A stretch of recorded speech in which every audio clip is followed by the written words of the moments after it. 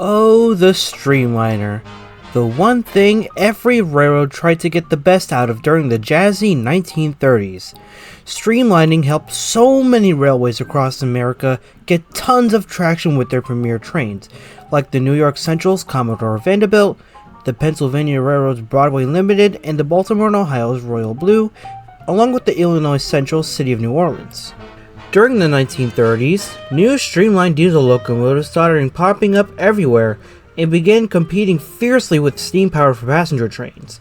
Some of the first of these were the EMCEA, the Union Pacific M10000, and the General Motors FT.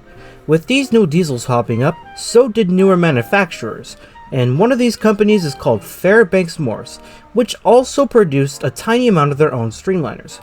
But before we begin, you're probably asking,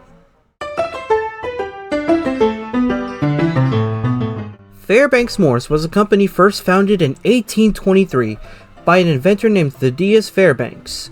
This man invented the first cast iron plow and a heating stove. Later in 1829, he also invented the platform scale, which was the invention that made him and his brother really pop off and sell their inventions like hotcakes worldwide. For a while, Fairbanks-Morse was known as the most famous company worldwide, until Henry Ford came along with the Ford Motor Company in 1903. In the late 19th century, the company grew to include typewriters, hand trucks, railway velocipedes, pumps, tractors, and a variety of warehouse and bulk shipping tools.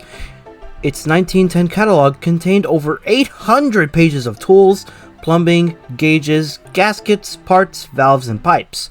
Also in the 1890s, they began producing gas and diesel engines for cars and trucks at the time. In addition to large power plants, Fairbanks-Morse built small lighting plants as well. By 1905, kerosene was replaced by coal gas. Then semi-diesel engines were installed, and finally diesel engines were installed in 1924. Anyway, let's fast forward to the 1930s, when streamlining was the mainstay of American railroading.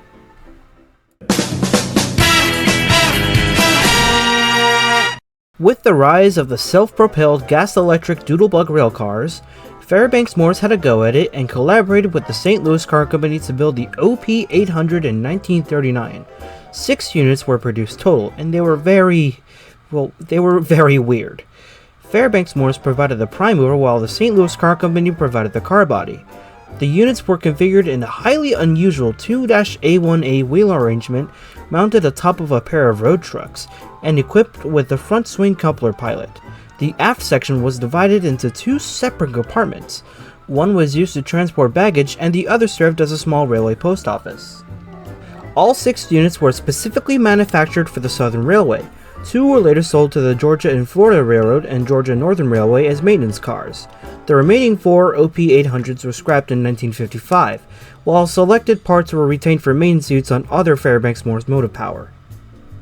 At least 4 of these cars had individual names applied to them, including Vulcan, Cracker, John Wheeler, and Goldenrod. A widely similar concept was applied to 2 of the only 3 streamlined doodlebugs, Seaboard Airlines 2027 and 2028. Neither survive today, unfortunately. Today, none of the OP-800s exists, and as all 6 units were scrapped before 1960.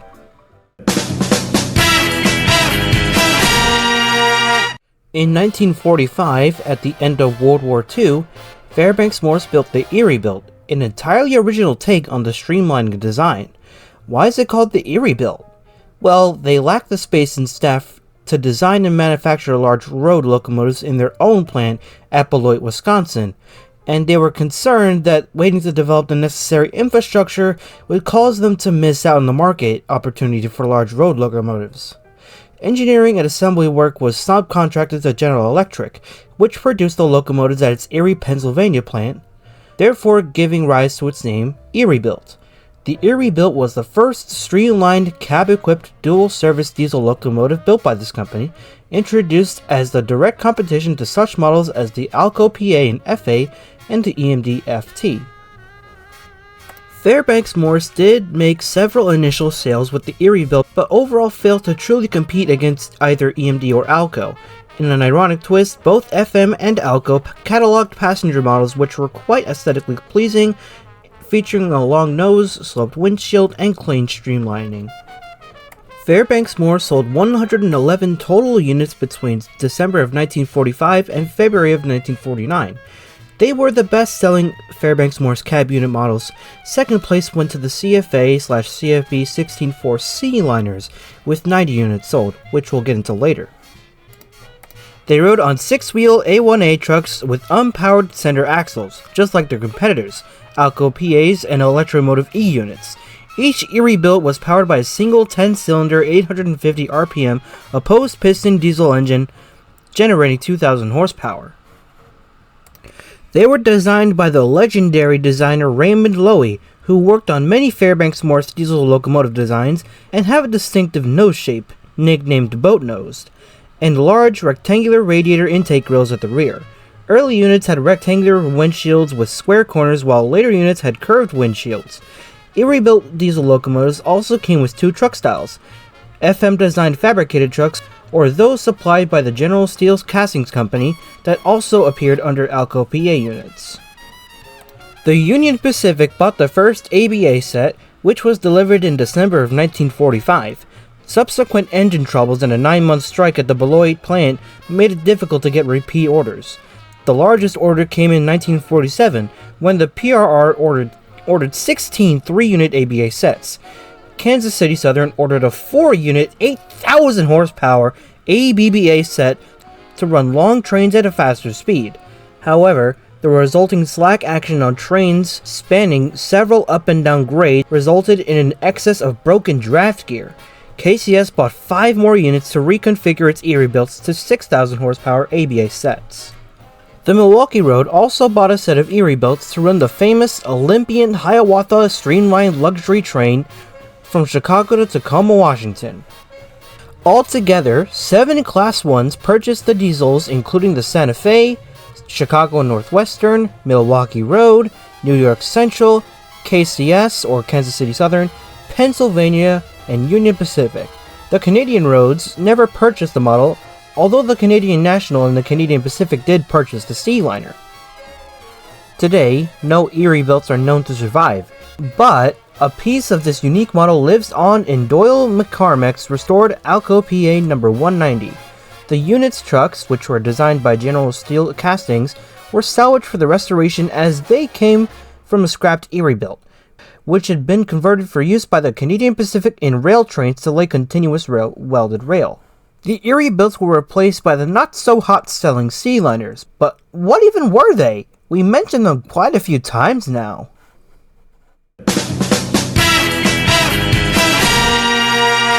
Fairbanks-Morse wanted to produce a car body successor to the Erie-Built, which could be manufactured in-house, and this required a new ground-up design and expansion of the locomotive shot in Beloit. Because of the design parameters laid down for the new locomotives, only the OP engine, the traction motors, and a few other accessories could be carried over from FM's hood locomotives. The resulting consolidation line, known in-house as the C-line, debuted in January of 1950. It was offered for either passenger or freight with 4 or 6 axle service, and intended to compete against Electromotive's E and F units, as well as Alco's FA and PA models, just like the Erie-Builts. These models were available in 3 different horsepower variations of 1600, 2000, and 2400, with the later option of either 4 or 5 axles.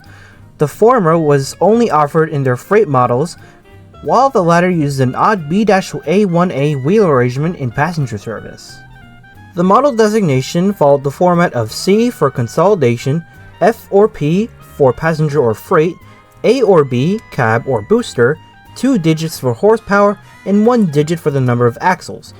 So that means that a CPA 24.5 was a 5-axle, 2,400 horsepower passenger unit with a cab, while CFB 16.4s would be a 4-axle, 1,600 horsepower freight booster.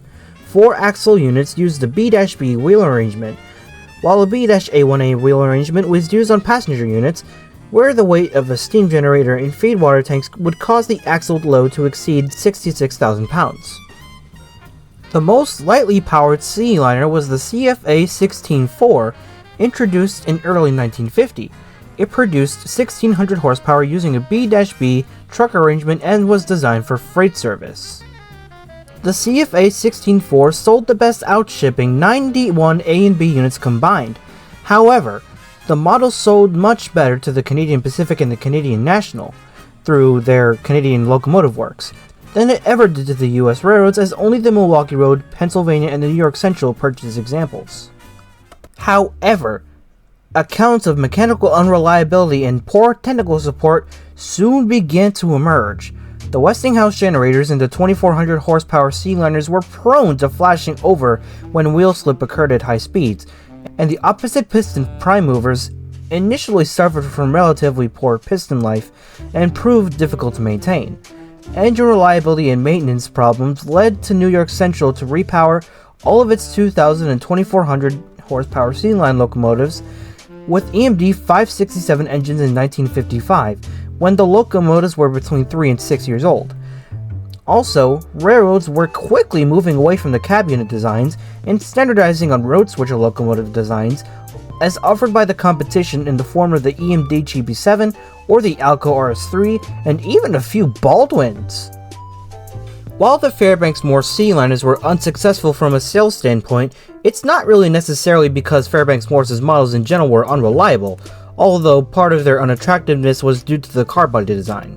Reliability with Fairbanks-Morse's diesel locomotives has often been questioned, but this issue was mostly due to the fact that Fairbanks-Morse opposed piston prime mover was simply too complicated to maintain and far different from the standard designs being offered by the other builders. The locomotives took a daily beating hauling freight trains and later in commuter service without serious mechanical problems. In conclusion, the streamliners were a good attempt at originality, but they were proven too tricky to maintain, and in some cases, horrendously unreliable thanks to its prime mover being too complex to fix.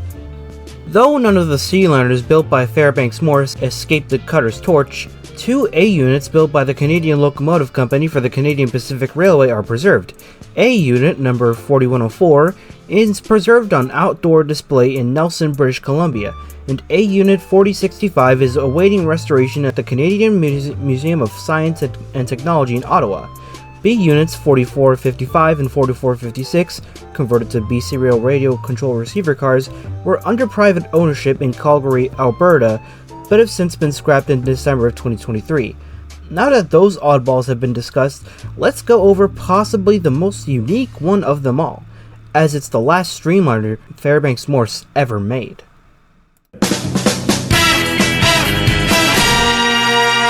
Streamlined train sets are some of the prettiest trains you could ever look at. They were immensely popular over the first half of the 20th century. Famous examples include the Burlington Zephyr, the New Haven's Comet, the North Shore's Electroliners, and the Boston and Maine's Speed Merchant. Whoa. Go back. The Speed Merchant? What the hell was that? Well, let me tell you. In 1954, a man named Pat McGinnis won control of the New Haven Railroad in a proxy battle. He promised improved passenger service, but he also gave large pay increases to his executive staff, hired his wife Lucille to help design new trains, saved money by deferring maintenance on the railroad, and ended up in jail for cheating railroad investors. McGinnis in fact became the #1 worst thing to ever happen to the New Haven Railroad outside of that massive hurricane nearly ruining everything. During his tenure, it was regarded as controversial for deferring maintenance and buying expensive new motive power at a time when the New Haven Railroad was experiencing diminishing ridership and the effects of extensive floods in August of 1955, in which hundreds of miles of track were damaged. He also prioritized looks literally over everything else because he had his wife choose the paint scheme.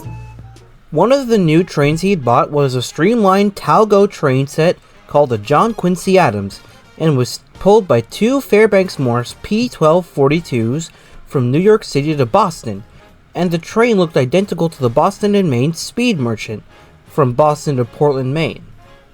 ACF and Fairbanks-Morse delivered the John Quincy Adams to the New Haven on February 12, 1957, and it entered service on March 25th. Meanwhile, McGinnis took control of the Boston and Maine Railroad, and ordered a duplicate of the John Quincy Adams, which would be called the Speed Merchant, for Boston and Portland service. Again, he hired Brewer to help design the train. It appears that Brewer also helped to design the Boston and Maine's modern logo.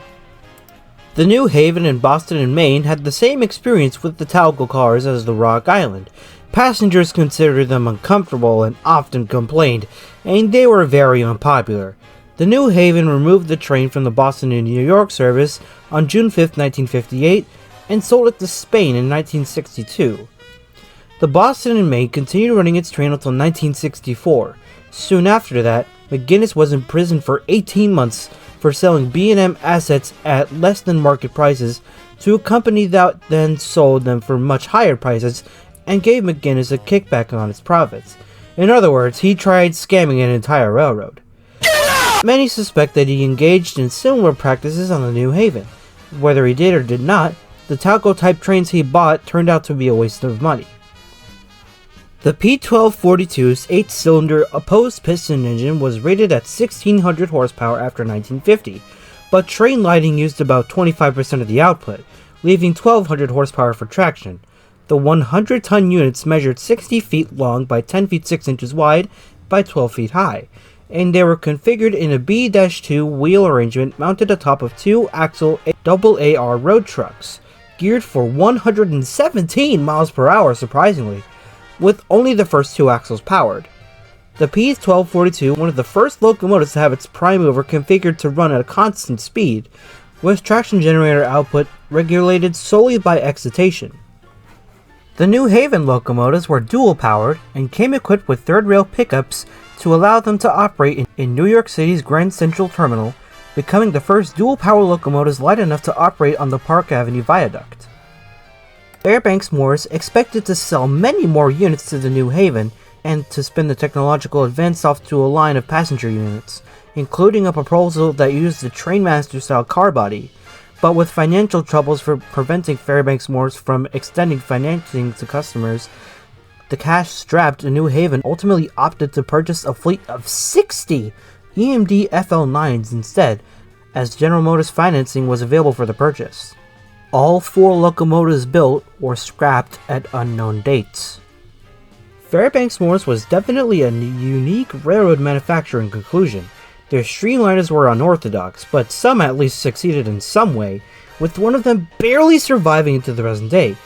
FM was also responsible for many other successful diesels, like the H1044 and the H2466 Trainmaster. Those locomotives are very hard to find today. All in all, streamliners in the Fairbanks-Morse world were very quirky and weird, and I'm glad you were able to join me today to discuss all of them with the unique ways of either succeeding or just failing altogether. Thank you all for watching this lengthy video, and I'll see you in the next one. Farewell and have a great day.